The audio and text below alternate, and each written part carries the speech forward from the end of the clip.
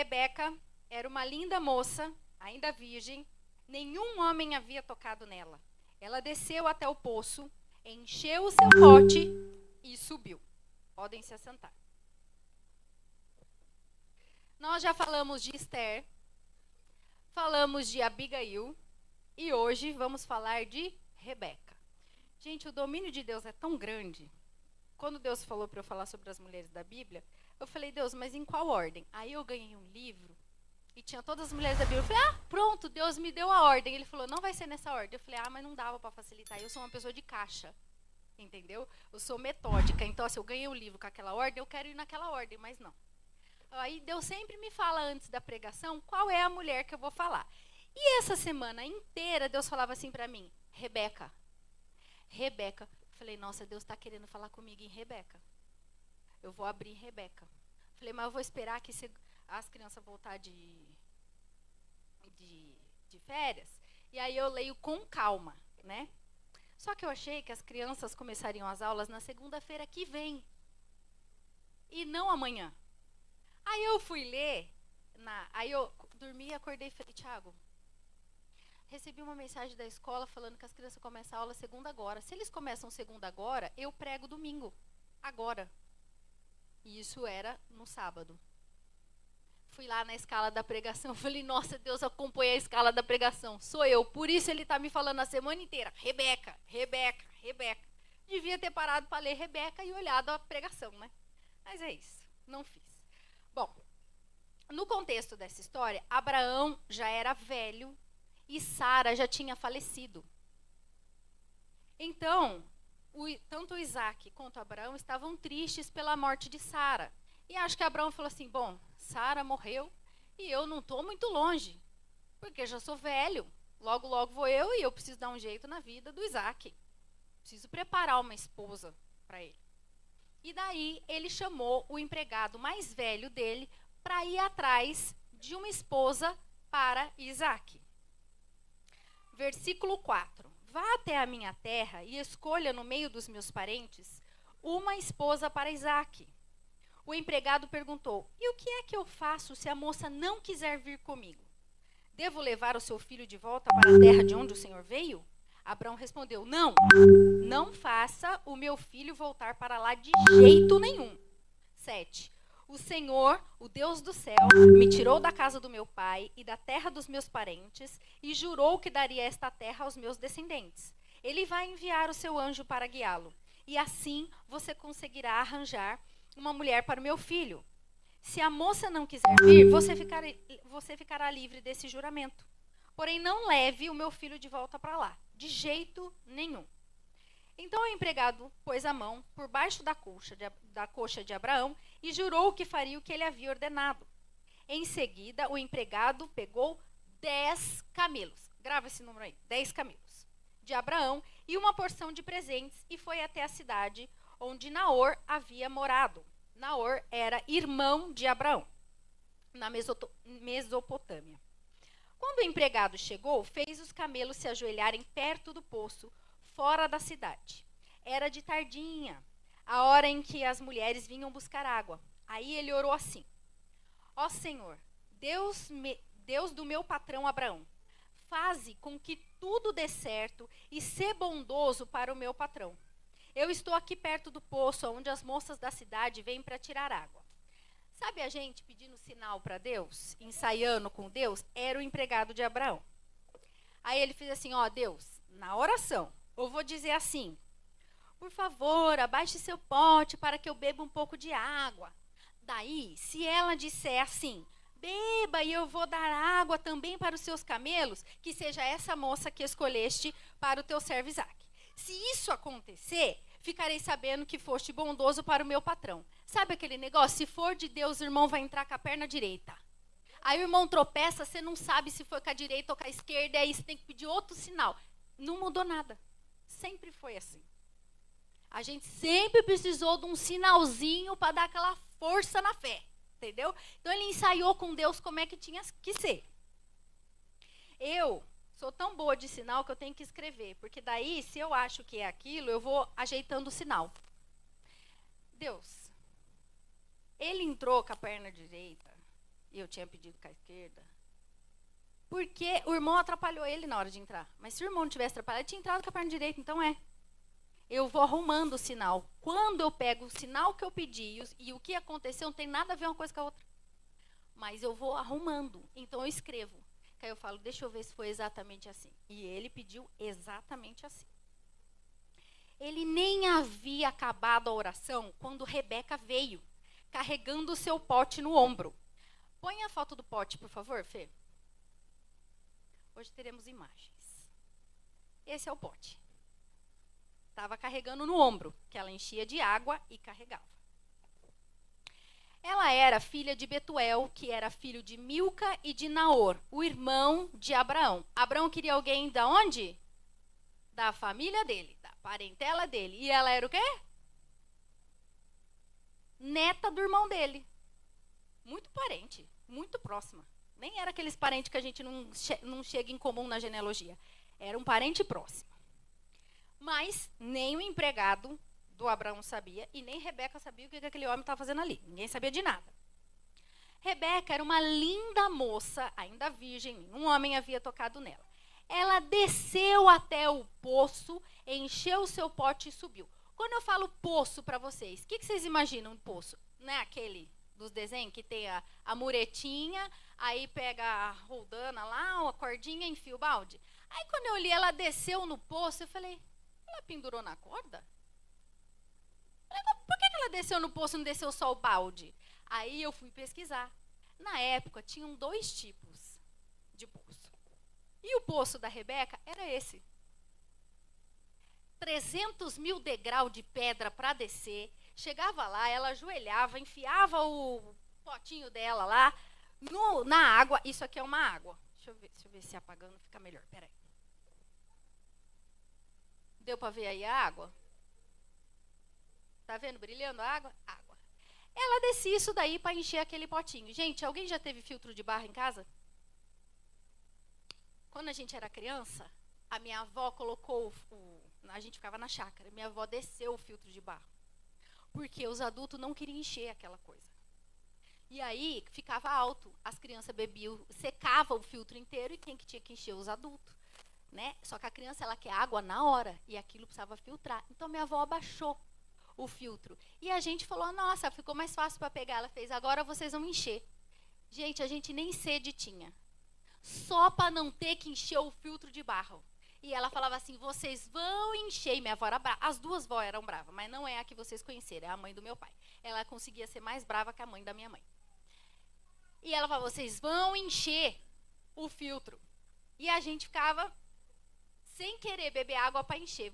E nem era descer essa escada toda para ajoelhar e subir com o pote. Era só encher o filtro de barro e nós não queríamos. Você imagina, coitada da Rebeca. Então ela descia esse poço aí, com aquele jarro que eu mostrei para vocês aqui.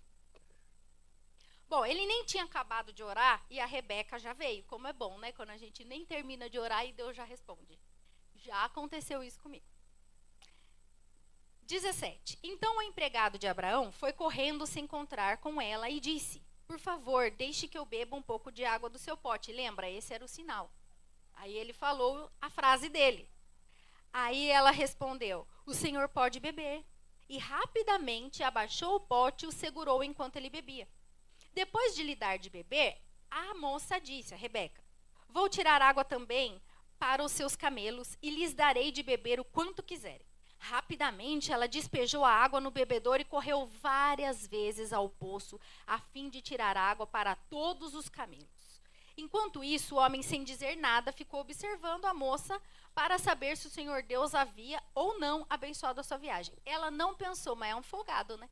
A água é para o camelo dele, eu estou aqui subindo e descendo esse negócio e ele não faz nada. Ela não pensou isso. Só por questão de curiosidade, a cada parada de um camelo, o mínimo que ele bebe são 100 litros de água. Quantos camelos ele levou? 10 vezes 100, 1000 litros. Põe a caixa d'água aí. Só para vocês terem uma ideia, foi isso aqui a quantidade de água que a Rebeca deu no mínimo. Uma caixa d'água, descendo e subindo aquele poço. Ah, mas Deus foi maravilhoso com Rebeca. Ela ficou esperando, Isaac veio, buscou ela e levou embora, e ela virou milionária. Ela subiu 300 vezes esse poço, com o jarro nas costas, sem ajuda, para dar água para camelo, para um cara que ela nem sabia quem era. Isso aí é para vocês lerem a Bíblia e pensar que as promessas vêm fácil, tá bom? Sem fazer nada, só porque Deus prometeu. Então, cadê? Onde eu tô? Aqui. Já falei dos eu fiz conta, tá, gente? Valorizem. Rebeca era a resposta de oração do empregado e de Abraão. E acredito que de Isaac, porque eu acho que Isaac já estava sabendo. A Bíblia não fala, mas eu acho que estava, né? Porque o pai dele deve ter falado, não se apoquente. Mandei o fulano, que eu não falo o nome dele, buscar a sua esposa. Acalma o coração. Confia. Certeza que Abraão falou isso para ele. Ela era a resposta de Abraão, mas teve que fazer parte dela. Teve que fazer a parte dela. Mal sabia ela que um marido jovem e milionário esperava por ela. Comigo e com você é assim também. Nós temos promessas, temos que estar na posição correta para alcançar a promessa. Promessa, gente, é uma revelação que Deus faz a propósito dos planos que Ele tem para a sua vida. Mas depende de você. Deus nunca fala, vou fazer tal coisa, e não fala para você fazer nada. Ele fala para você fazer alguma coisa, para você parar de fazer alguma coisa, ou para você esperar. Mas Ele fala o caminho para chegar na promessa. Tem muita gente que se segura na promessa e acha que pode deixar a vida levar e vai alcançar a promessa porque Deus falou. E Ele não volta atrás. Ah, mas os planos de Deus não são frustrados, sim, os dele. Não os seus. Os planos de Deus é a salvação. Deus tem as pessoas para chegar, as pessoas para ouvir, as pessoas para falar, e através de você ou apesar de você, Ele fará. Ponto. Agora, o plano que Deus tem na sua vida depende de você. Ah, mas Deus não pode? Pode, mas Ele não quer, porque Ele deixou princípios. Não é falta de poder, é falta de querer por parte de Deus. Ele não vai contra o princípio. Eu falei para as crianças hoje, imagina que nós assistimos um filme, certo? Eu assisti o filme e vocês não. Aí eu conto o filme para vocês. Aí vocês vão assistir e a pessoa que eu falei que morria não morreu, porque na hora de vocês assistirem, o filme mudou. Há possibilidade? Assistimos a Forja. Aí eu falo para vocês, na Forja tem um momento que eles dão uma espada pro menino. Aí vocês vão assistir e o menino não ganha a espada. Fala, Mari, na minha vez, não ganhou a espada. Puxa, mudou o filme na sua vez. Não vai mudar na sua vez. Deus é o Deus de ontem, de hoje e de amanhã. Ele já sabe até o final dos dias. Para que ele deixaria uma coisa escrita para falar o contrário? Ah, mas é que essa situação é muito específica, claro. E você é o elemento surpresa para Deus. Gente, não existe surpresa para Deus. Não tem como. Alguma coisa você não entendeu, mas ele não sai da palavra. Deus te dá um recado e uma ordem. Aí você não gosta. Aí você pergunta. Aí alguém fala para você uma coisa diferente. Você fala, tá vendo? Deus mudou de ideia. Passou o tempo daquela resposta. Agora é uma nova resposta. Você está sendo enganado. Ou da primeira vez ou da segunda. Porque Deus não muda. Deus não muda. Eu já tentei. Não teve argumento que convenceu ele. Eu tive que ceder. Não tem como, não vai mudar. Mas é que na Bíblia não tinha uma situação tão específica, tem todo um contexto. Isso, e Deus fez você, a Bíblia e toda a humanidade. Ele sabe o contexto, fica tranquilo. Deus não vai mudar. Ou você foi enganado da primeira vez, ou você está sendo enganado da segunda. Quando a gente vê que Deus mudou alguma determinação, é porque o ser humano mudou o comportamento. Então Deus fala, você está vindo por aqui? Vai morrer. Aí a pessoa dá uma parada, volta e vem por esse caminho. Aí Deus muda. Mas quem que mudou? A pessoa. Aí Deus muda o direcionamento. Porque este caminho aqui, Deus falou que leva à morte. Aí Deus dá uma determinação A pessoa não muda nada e Deus mudou o que falou. Porque ele falou, pensando bem, eu não pensei direito. Me fugiu a memória essa situação aqui. Gente, Deus não é humano. E a gente precisa ter compreensão disso.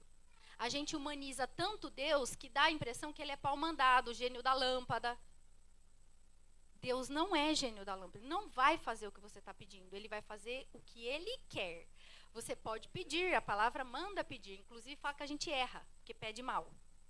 Eu estou num momento que eu falo, Deus, eu estou pedindo certo? Se eu não estiver pedindo certo, não precisa nem constar nos autos. Finge que eu nem falei. Porque eu estou acostumada com vários pedidos meus maus. E aí eu falo, Deus, o que é isso aqui? Você que pediu. Por que você atendeu? Eu peço tanta coisa, não faz. Aí quando peço mal, vai atender?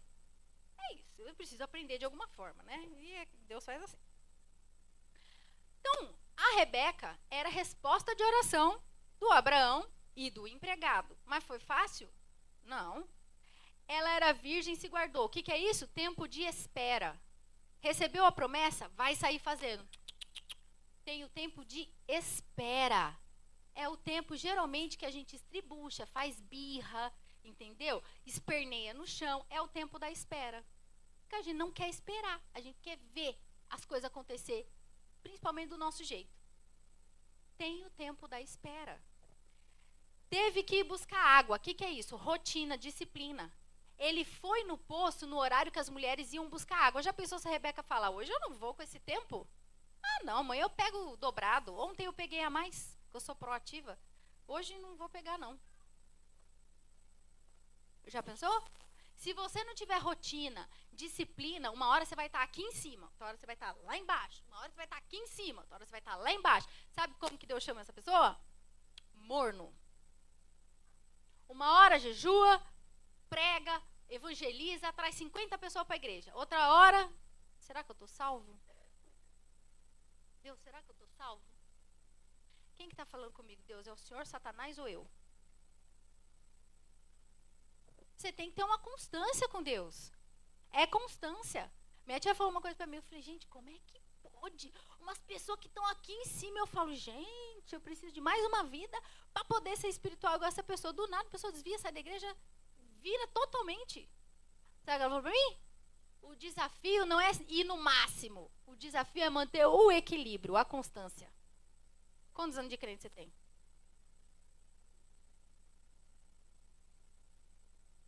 Eu não cheguei ainda assim.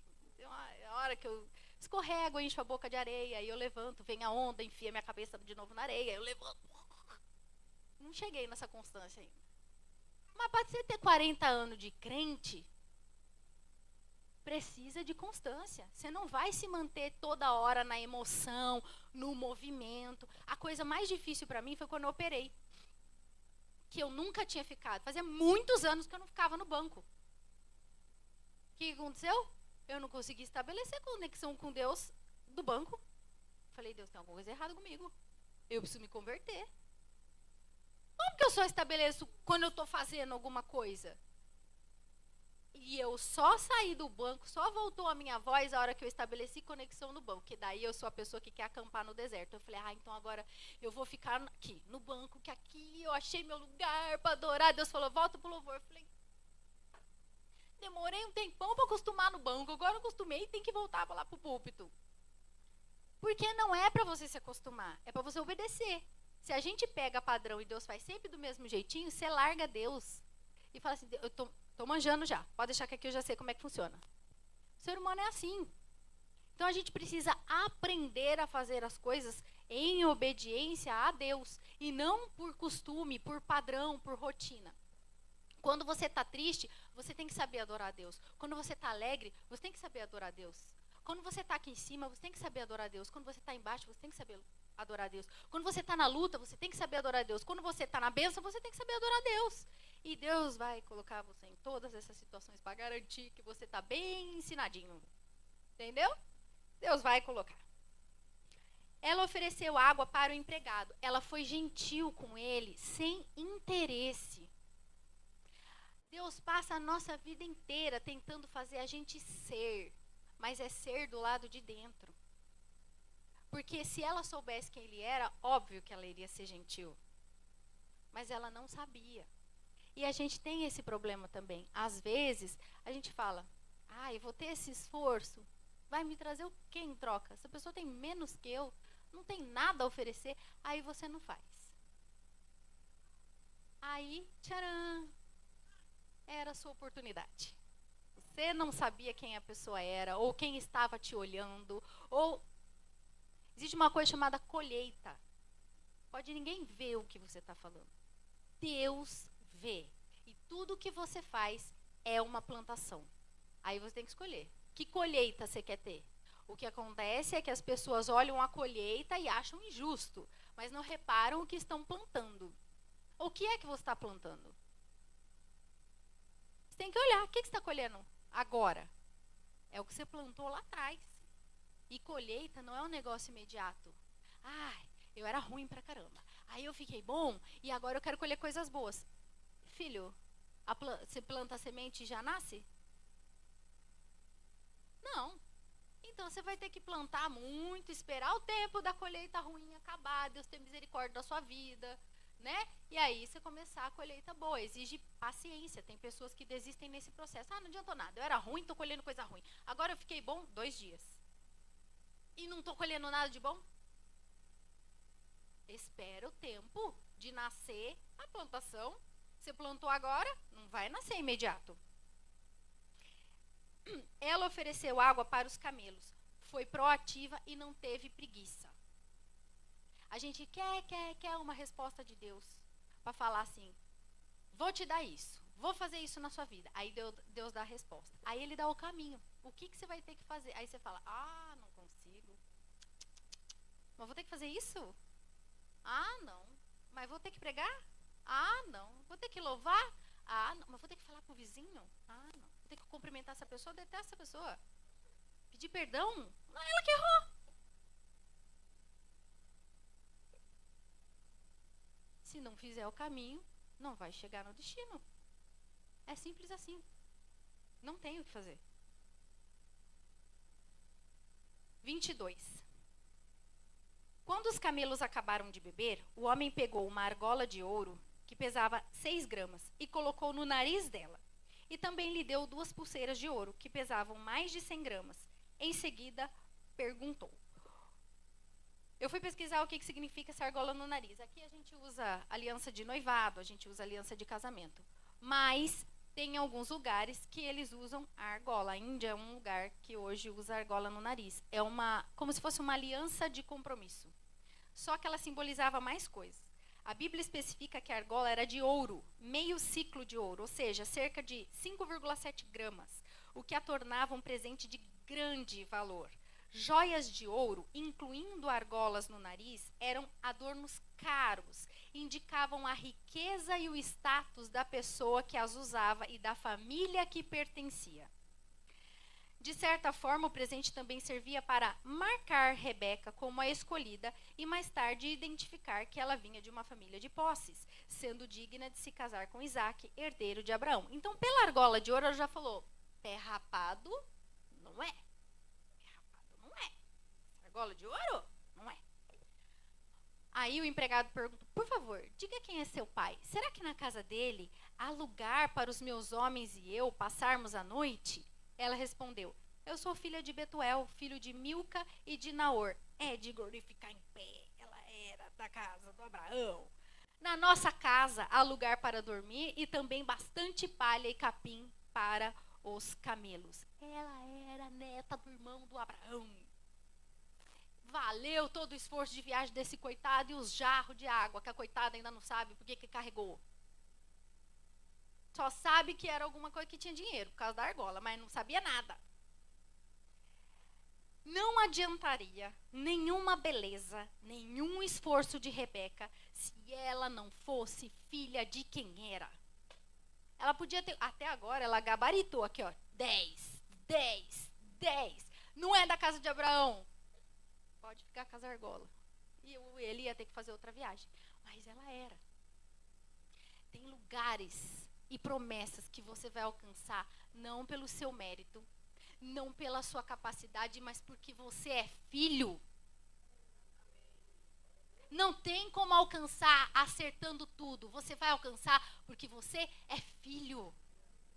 Deus é quem te garante. Você é filho, então você tem direito. Não é para todo mundo. Não é para qualquer um. Ai, Deus é amor, vai para todo mundo. Não vai.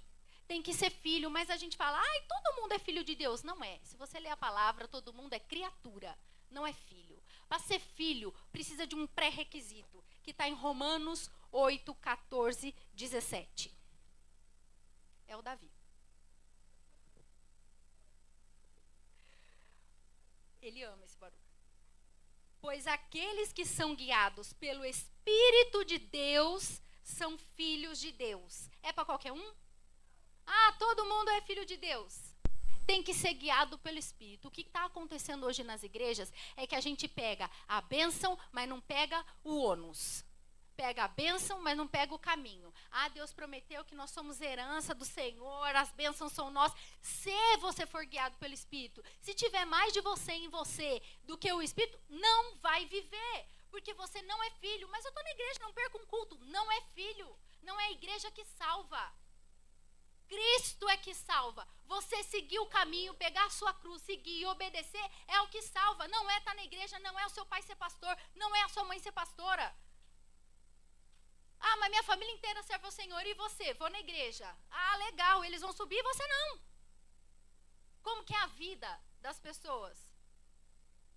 E vocês virem na igreja em todos os cultos pode estar suficiente para mim, eu não conheço o que está aí dentro. Mas para Deus não vai ter desculpa. Não vai ter. Você quer a bênção? Você quer a promessa? Seja filho. Pois aqueles que são guiados pelo Espírito de Deus são filhos de Deus. Porque o Espírito que vocês receberam de Deus não torna vocês escravos e não faz com que tenham medo. Pelo contrário, o Espírito torna vocês filhos de Deus. Quem que torna filho?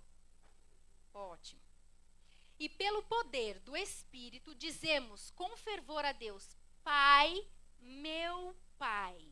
O Espírito de Deus se une com o nosso Espírito para afirmar que somos filhos de Deus. Nós somos seus filhos. E por isso receberemos as bênçãos que Ele guarda para o seu povo. E também receberemos com Cristo aquilo que Deus tem guardado para Ele.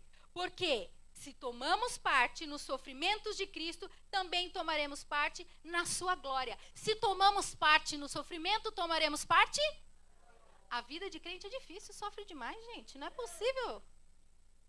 Nossa, me converti, ficou tudo ruim. Se tomarmos parte no, tomaremos parte na? Se você tiver glória aqui, você vai ter glória aqui? Não, a palavra fala que você já teve a glória aqui. Tá bom para você, foi o que você escolheu. Nós não servimos um Deus do mundo. Como pode Deus matar uma criança? Como pode Deus tirar o filho de uma mãe? Do ponto de vista que a gente olha, nós e o céu, uma injustiça. Do ponto de vista de Deus, vocês já deram um pulo no Instagram? Vocês já viram como é que está a nossa sociedade? Eu não vou falar do mundo, vou falar do Brasil. Tá bom? Homem não é homem, mulher não é mulher, criança não pode ser criança, o pai não pode educar, o marido não pode mandar, a mulher não pode ser frágil, tem que ser guerreira. Do ponto de vista de Deus, eu recolheria todo mundo. Deus não olha com os nossos olhos.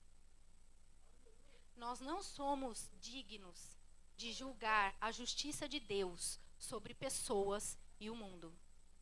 Não somos nós que julgamos a conduta de Deus. É Deus quem julga a nossa conduta.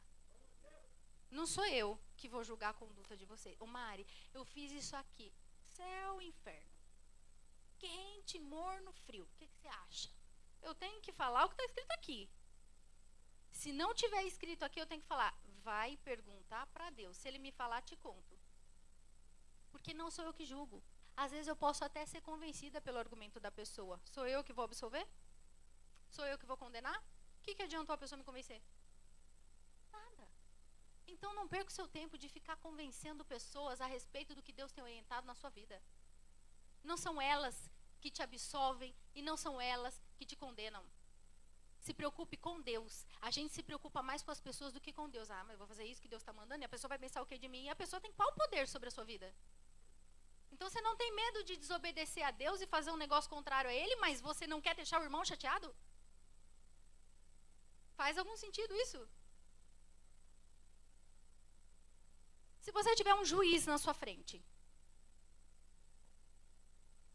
e um morador de rua, e o juiz te der uma orientação, e o morador de rua outra, qual é que você vai fazer? Por quê? Porque a gente tem juízo, mas só aqui na terra.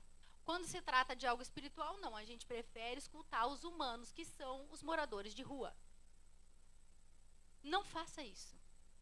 Não troque o que Deus está falando para você para agradar. Porque a mesma pessoa que fala bem de você hoje vai falar mal amanhã. Porque o ser humano é podre. Sabe o que interessa para o ser humano na gente? O que Deus faz através da nossa vida. É isso.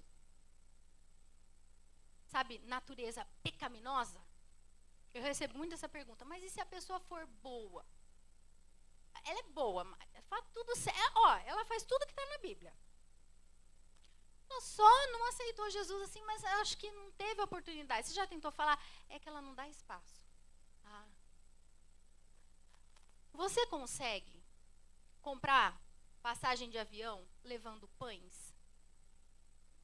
Quero viajar. Toma aqui um saco de pão fresquinho, eu que fiz. Vai te vender a passagem? Não, por quê? Porque não é a moeda para comprar passagem. A moeda para comprar a sua salvação foi o sangue de Cristo. E para você ter direito à passagem, você precisa reconhecer isso. A moeda não é bondade. A moeda não é ser legal. A moeda não é ser amado por todo mundo. A moeda não é ser uma pessoa correta. A moeda é reconhecer que Cristo é o Senhor e Salvador da sua vida. Senhor, aquele que manda. A gente esquece o Senhor e fica só com o Salvador. Ele é Senhor e Salvador da sua vida. Não adianta comprar com pão a salvação, porque não é pão. Não é nada disso. É sangue. Foi preço de sangue. Eu não conseguiria pagar. Vocês não conseguiriam pagar. Eu não conseguiria morrer por mim mesma. Inclusive, Deus até falou, nem morre. Não pode. Eu que sou dono da vida. Não mata os outros e não se mata. Foi isso que Deus falou. Não adianta. A gente fica querendo negociar valores. Não tem como, gente. Não tem como querer pagar a salvação com outra moeda. Não tem como. Nós somos filhos e por isso receberemos as bênçãos de Deus. Não é para qualquer um. Tem esforço. Não é de qualquer jeito. Tem que ter obediência. 26. Então o homem se ajoelhou e adorou a Deus o Senhor. Ele disse, bendito seja o Senhor, o Deus de Abraão, o meu patrão, pois foi fiel e bondoso com ele, guiando-me diretamente até a casa dos seus parentes. Em momento nenhum, ele achou que era a sagacidade dele a achar a moça. Nenhum momento. Ele falou, foi Deus. Olha que beleza. Foi Deus. Não fui eu. Nunca foi. Ele tinha plena consciência disso. E a gente não tem plena consciência dos favores de Deus na nossa vida. A gente engravida e acha que é natural. A gravidez foi bem, às vezes dá um probleminha ou outro, mas a criança está ali, perfeita. E quando a criança não nasce? Ontem eu estava conversando com uma amiga que é da área da saúde, ela falou, eu fico assustada. Ela é enfermeira neonatal. Ela falou, dá mais ruim do que bom. Eu pedi perdão para Deus na hora na mesa. Meu filho nasceu prematuro. A única coisa que identificava a prematuridade do Theo foi que ele nasceu sem a unha. Ele nasceu com 3,5 kg. Não é natural. É bênção. É graça. Minha mãe é um pouquinho nômade. Ela gosta de mudar, né? Ela tem um faniquito de ficar muito tempo no meu lugar. E eu achei que depois dos 60 ela estaria, né? Mas ela fez uma mudança com 70 já, né? Então assim, É isso. Minha avó falou que ela é Biancardi, disse que os Biancardi era assim. Ela puxou os Biancardi, que não é possível. E aí, quantas vezes a minha mãe decidiu morar num prédio que a gente morou aqui em Campinas, ela morou. Ah, vamos morar. Chegava lá, tinha apartamento no lugar. Decidimos morar, nós num apartamento, tia Dete no outro. Tinha 2 apartamentos lá. A gente achou que era o quê? Ué, é um prédio, tem coisa pra alugar. Eu tenho uma amiga que tá se debatendo, não sei quanto tempo pra morar lá. Ela falou, não consigo um apartamentinho vago. Eu falei, mãe, nós moramos todas as vezes que nós quisermos lá. A coitada não consegue, nem eu tô ajudando ela em oração e não vai. Bênção de Deus. E a gente vai passando e não reconhece. As coisas vão acontecendo e a gente... Você é casado? Você é casada? Esses dias eu conversei com uma amiga chorando. Que ela quer casar. Mas ela não consegue achar uma pessoa que seja crente e que queira casar. Os pastores estão pregando. Se achar um homem que seja homem, com todos os dentes na boca, é de Deus. Não peça sinal.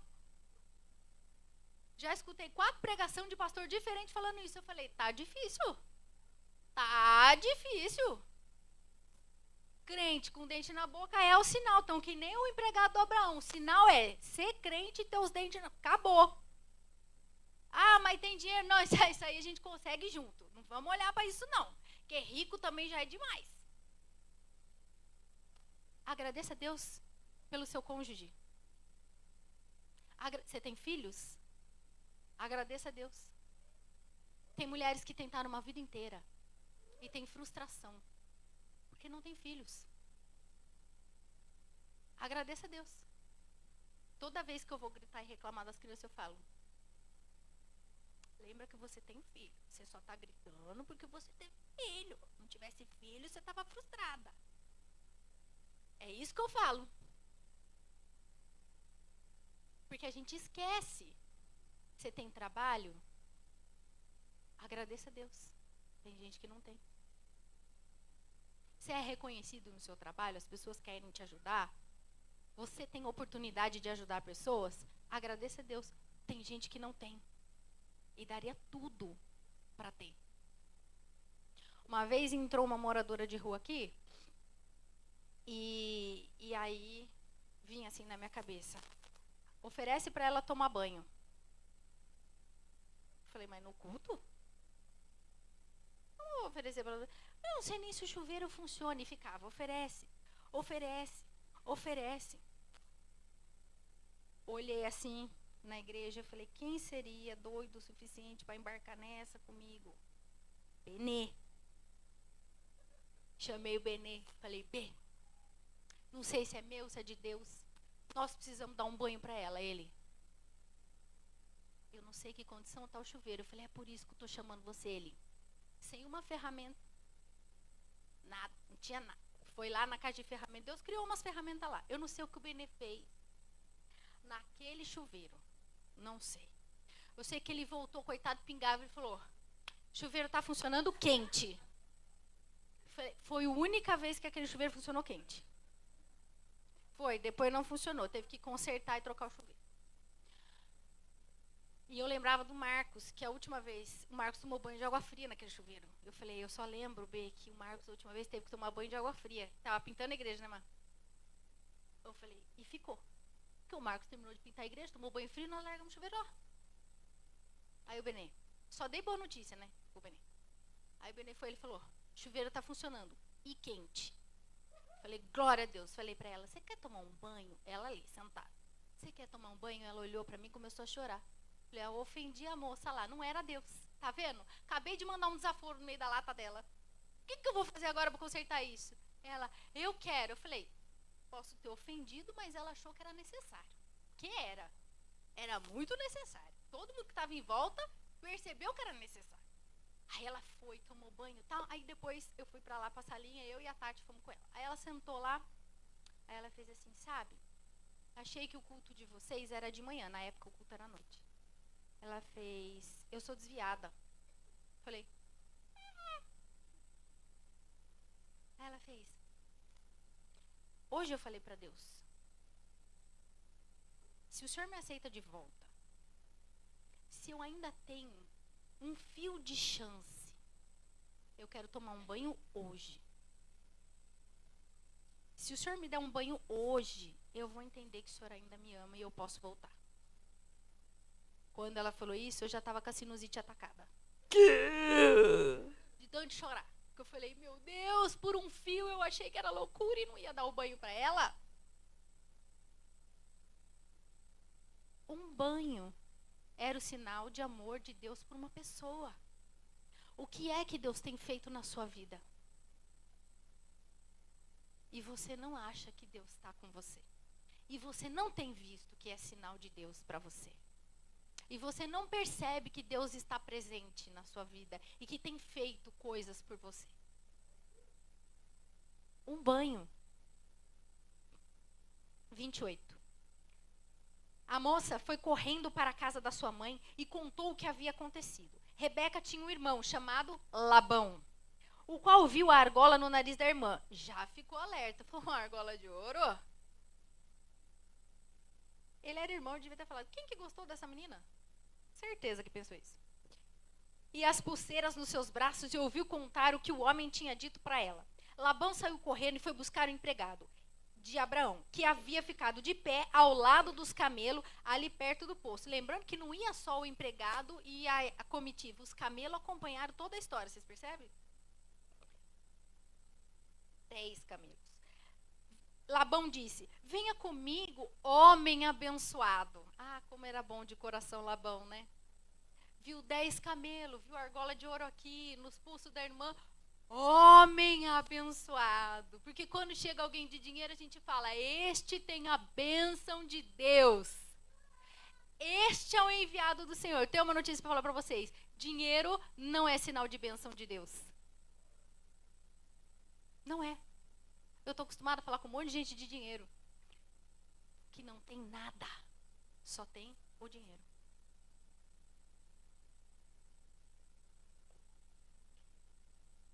Então, aí ele falou, homem abençoado, por que você está aí fora? Já preparei a casa, também lugar para os camelos. Veja como os camelos são importantes nessa história. Toda hora tem eles.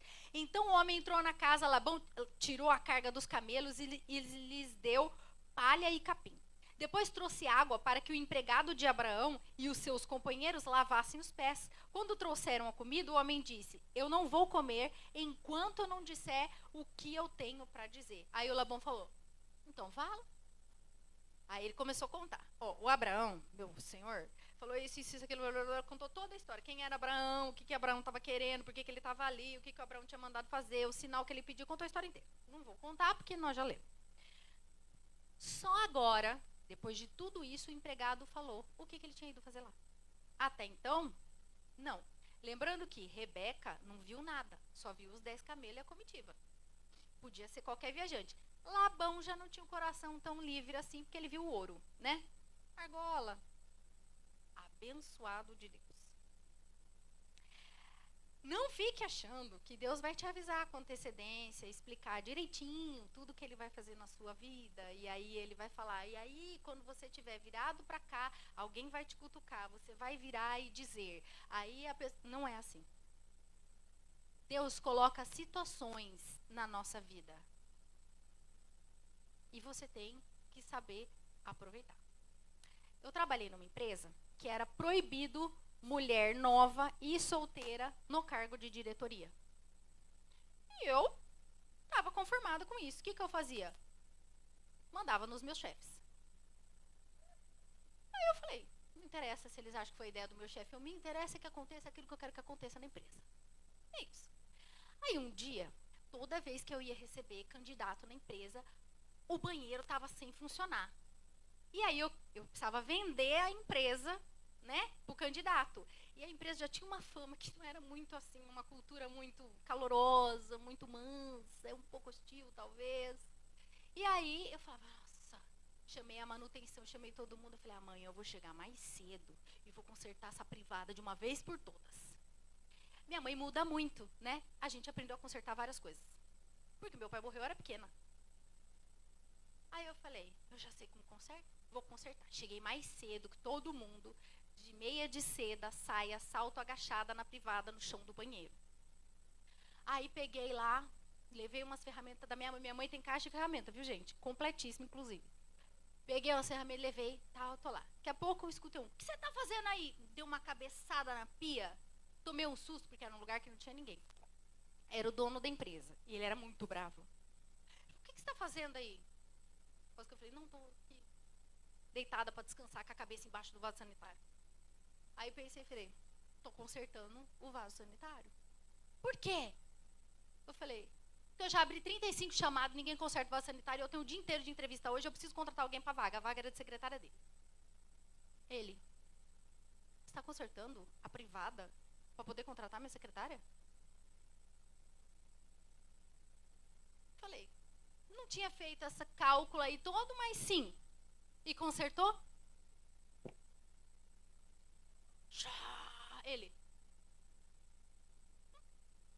Daqui a pouco eu recebi um comunicado no e-mail, a empresa inteira olhando pra mim, tipo, e eu, meu Deus, o que será que é isso? O que é que aconteceu? Aí ele tinha mandado o meu chefe embora e me promoveu no lugar dele. Eu fui na sala dele, eu falei, ele, se uma pessoa, para fechar uma vaga minha, tem coragem de enfiar a cabeça de meia calça na privada, eu posso largar qualquer coisa na sua mão, que você vai dar conta. Eu fiquei olhando para a cara dele. Eu sou de RH. Eu achei um método bem estranho de avaliar o desempenho das pessoas. Falei, não consta em nenhum curso que eu fiz, nem em nenhum livro. Mas eu fui beneficiada, então eu vou sorrir. Aí eu sorri e acenei. Muita gente soube da privada? Não. Muita gente inventou milhões de histórias para isso ter acontecido? Sim. Eu presto conta para alguém? Não. Minha conta nem estava acostumada com tanto dinheiro de salário. Ela fez... Eu calculei que eu ia consertar uma privada e ia ser promovida para um cargo que era impossível. O próprio já tinha me falado, não posso te colocar nesse cargo, eu sei que é você que trabalha, mas você é solteira e é nova, não tem como.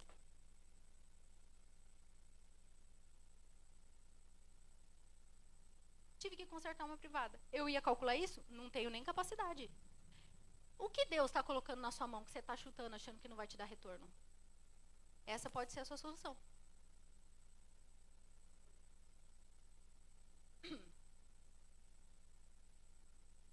Você pode ser a resposta da oração de alguém. Exemplo, a moradora de rua, que precisava de um banho. O que a moradora de rua me deu em troca? Nada. Mas o Deus que eu sirvo não perde uma ação. O Deus que eu sirvo não deixa nada passar despercebido. E é Ele quem dá e quem tira. O pessoal fica muito preocupado com Satanás. Satanás, Deus deu a bênção, mas Satanás tirou. Eu não acredito num Deus desse jeito. Porque eu acredito num Deus de soberania. Eu acredito num Deus que, se Ele mandar, até o diabo vai obedecer. Se a tua bênção não chegou, ou é você que está fora da posição, ou não é o tempo. Satanás não tira a bênção da mão de ninguém. O Deus que eu creio. Ah, mas atrasa, impede. Até onde Deus deixa. Até onde Deus deixa. Deus é mais poderoso. E nós servimos a Ele. Ninguém está vendo? Deus está vendo. E viu a semente que você plantou. E vai te dar de volta. Rebeca deu abrigo e ganhou uma casa. Ganhou bens. Ganhou tudo o que era de Abraão. Ela deu abrigo. Quando você planta uma semente de banana, nasce uma banana? Uma maçã? Ela plantou um quarto. O que ela teve? Todos os bens. Porque ela casou com Isaac. Veja bem o que você está plantando. Porque vem em grande quantidade. 49. Agora, digam se vocês... Está acabando, tá, gente? Agora, digam se vocês vão ser bondosos e sinceros com o meu patrão. Se não, digam também para que eu resolva o que fazer. Labão e Betuel responderam: tudo isso vem de Deus, o Senhor, e por isso não podemos dizer nada, nem a favor, nem contra. Aqui está a Rebeca, leva com você, que ela seja mulher do filho do seu patrão, como o Senhor Deus já te diz. Alguém já conhecia Isaac? Não. Alguém conhecia Abraão? Não também. Entregou a filha sem saber nada. O que é isso? Fé. Fé é o firme fundamento das coisas que se esperam, mas que não se veem. Não, mas a hora que eu ver, eu vou. Isso não é fé. No máximo, obediência. Você tem que ir no que Deus falou. Quando o empregado de Abraão ouviu essas palavras, ajoelhou-se, encostou o rosto no chão e adorou a Deus o Senhor. Em seguida, pegou vários objetos de prata e de ouro e vestidos e os deu a Rebeca. E também deu presentes caros ao irmão e à mãe dela. Depois lê quem é Labão, vocês vão ver o quanto que ele gostou. Então, ele e os seus companheiros comeram e beberam e passaram a noite ali. No outro dia de manhã, quando se levantaram, o empregado disse: deixem que eu volte para a casa do meu patrão. Mas o irmão e a mãe de Rebeca disseram: é melhor que ela fique com a gente alguns dias, talvez uns 10, e depois poderá ir. Toda vez que você estiver próximo da sua promessa e de pegar sua bênção, vão vir para você para te tirar do caminho.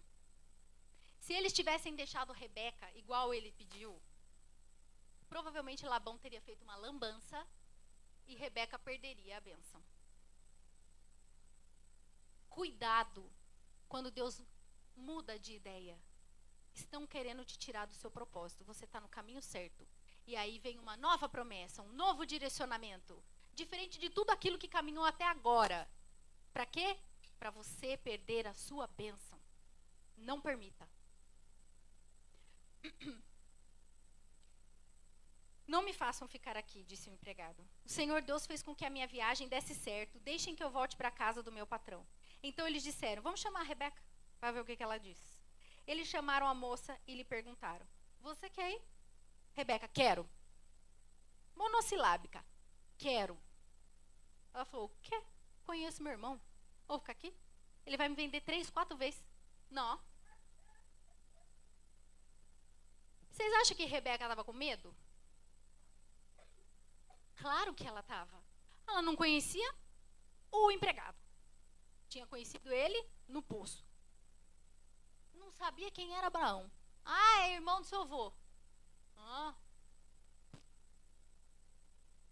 Vai para um lugar que era longe. Não conhecia nada e ninguém. E se ele me mata no caminho? E pega o ouro que ele me deu tudo de volta? Com certeza ela tinha medo. A gente também tem medo. Não tem problema ter medo. É um instinto natural do ser humano. O problema é você ficar parado por causa do medo. Ontem a gente estava conversando isso no louvor. Ah, eu tô com medo. Qual é a recomendação? A recomendação é: vai com medo mesmo. Vai com medo mesmo atrás do seu chamado. Vai com medo mesmo pregar o evangelho. Vai com medo mesmo fazer o que Deus mandou. Vai com medo mesmo. Porque se você ficar parado, você não vai receber. Aí deixaram que Rebeca e a mulher que havia sido sua babá fossem com o empregado de Abraão e os seus companheiros. E abençoaram Rebeca, dizendo: que você, nossa irmã, seja mãe de milhões. Que os seus descendentes conquistem a cidade dos seus inimigos. A folha 7 sumiu. Mas enfim. Cadê? Não tem aqui. Sumiu a folha 7. Não sei. Tá, gente, caiu tudo aqui. Abençoaram a Rebeca e ela foi. Quando ela estava indo no camelo, ela viu um rapaz vindo de encontro. Desceu do camelo e falou para o empregado: quem é aquele homem? É o Isaac, filho do meu patrão. Ela passou a mão no véu, cobriu e já fez um charme. Aí levou para casa da mãe e casaram. Não posso falar que viveram felizes para sempre, porque teve algumas lutinhas no meio do caminho, mas isso aí é outro capítulo de pregação. Rebeca teve a parte dela, Isaac teve a parte dele, o empregado teve a parte dele. Ninguém chega no propósito sozinho. Só que você precisa se aliar às pessoas corretas. Porque no meio do propósito, o pastor Cláudio Duarte fala uma coisa que eu gosto muito. É assim, Deus botou o propósito aqui. Você está aqui.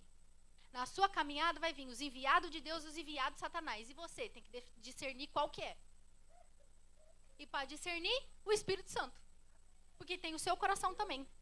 Que às vezes parece enviado de Satanás. Porque te engana.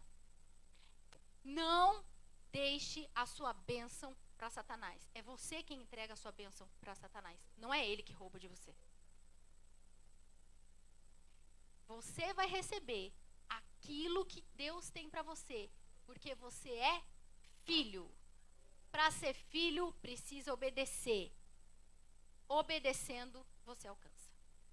Que Deus possa completar essa palavra no coração de vocês e que seja um divisor de águas a partir de hoje, para você rever as suas atitudes e começar a plantar boas sementes para a sua colheita ser maravilhosa. Em nome de Jesus.